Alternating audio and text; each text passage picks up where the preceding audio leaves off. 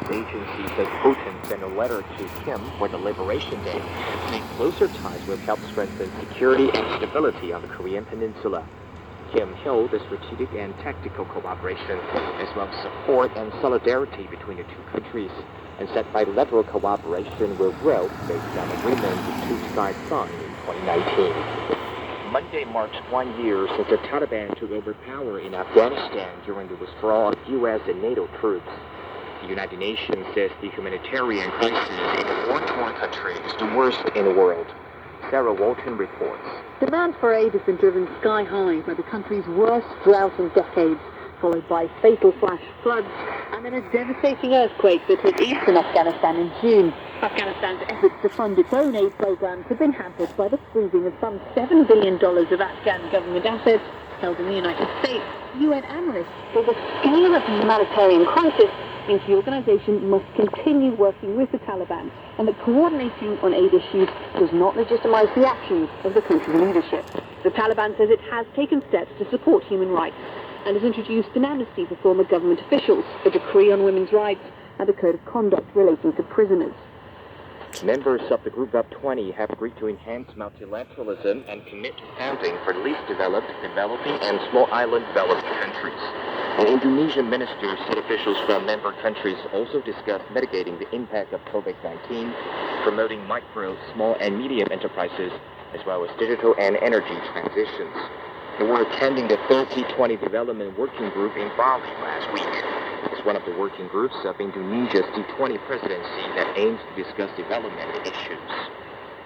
Poland says tests that show no toxic substances in the Oder River and a mass fish die-off, but cannot rule out the possibility. Tons of dead fish have been found in the river, which flows through Poland and Germany. Both countries are warning of an ecological disaster. Poland's environment minister says authorities are working to determine how the unidentified substance entered the river. Germany's environment minister says the country will join cleanup efforts and investigations.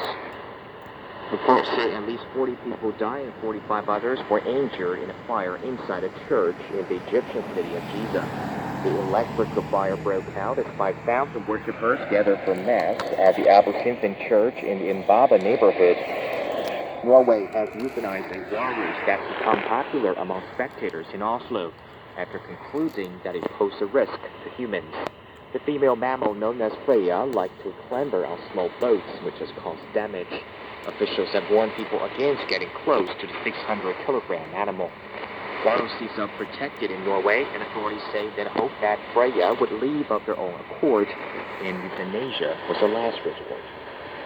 The Chinese resort city of Sanya is resuming flights and an easing of the restrictions after the latest COVID outbreak stranded thousands of tourists. A statement by the local government says inbound and outbound flights will resume operations starting from Monday. Those infected with COVID, the close contacts, and the travelers in risk areas in the city are still not allowed to leave Sanya, with authorities saying that they will guarantee the basic needs of these groups of people. Guangzhou FC has appointed its former captain Zheng Zhi as head coach in an attempt to save the relegation-threatened team. The appointment came after the 8-time Chinese Super League champions lost 2-1 at home to Chengdu Rongcheng.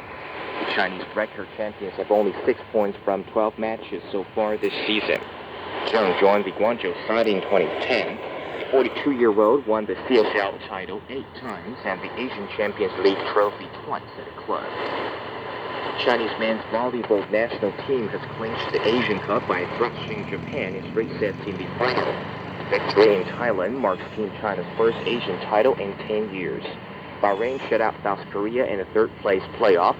China will next participate in the World Championships scheduled between August 26th and September 11th in Poland and Slovenia.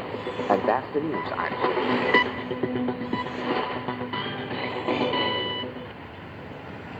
I'm